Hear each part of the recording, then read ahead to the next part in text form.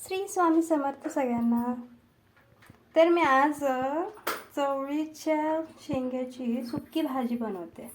तर मी कशी बनवते हे मी तुमच्या संगती शेअर करते। तर त्यासाठी मी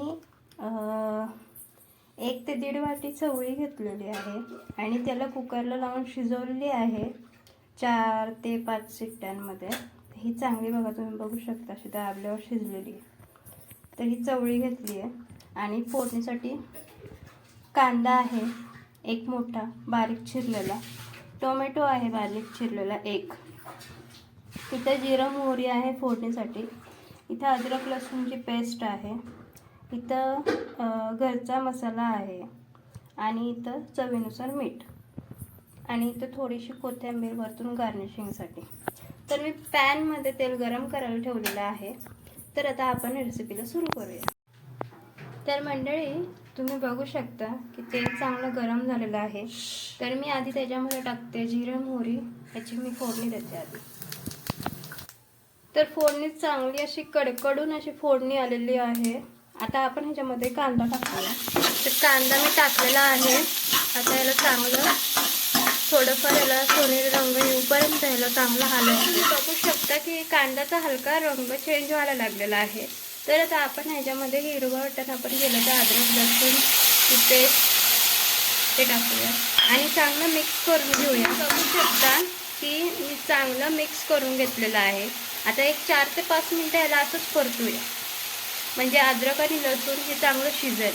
तर आता तुम्ही बघू शकता हे चांगलं असं ड्राय झालेलं आहे, चांगलं मिक्स झालेलं आहे। आता याच्यात आपण टोमॅटो टाकूया।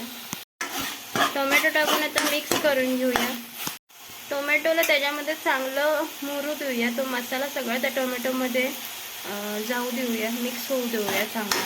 तर तुम्ही बघू शकता टोमॅटोमध्ये ते सगळे अद्रक लसूणची पेस्ट जी होती सगळी मुरलेली आहे कांदा आणि टोमॅटोमध्ये।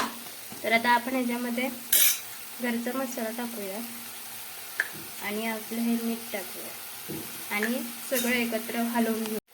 सो तुम्ही बघू शकता मी 1 वाटी फक्त पाणी टाकलेलं आहे, का ते सगळं मिक्स व्हायला पाहिजे, मसाला त्यात उतरला पाहिजे। आता आपण जो टाकलेला, तर आता तुम्ही बघू शकता की पाणी बऱ्यापैकी ड्राय झालेलं आहे। आपल्याला एवढंच ठेवायचं आहे का आता आपली चवळी जी आहे टाकल्याच्या नंतर चांगले मिक्स व्हायला पाहिजे। तर चवळीमध्ये चांगलं ते मसाले ग्रेव्ही ती उतरली पाहिजे। तर मी ते चवळी टाकलेली आहे। आता याला मिक्स करून घेते चांगलं। बघू शकता चवळी चांगली मिक्स केली आहे। आता याला आपण एक 5 मिनिटं वाफेवरती झाकण लावून शिजू देऊया अजून थोडंसं। तर अशा प्रकारे आपली चवळीची भाजी झालेली आहे, सुक्की भाजी बनवलेली आहे।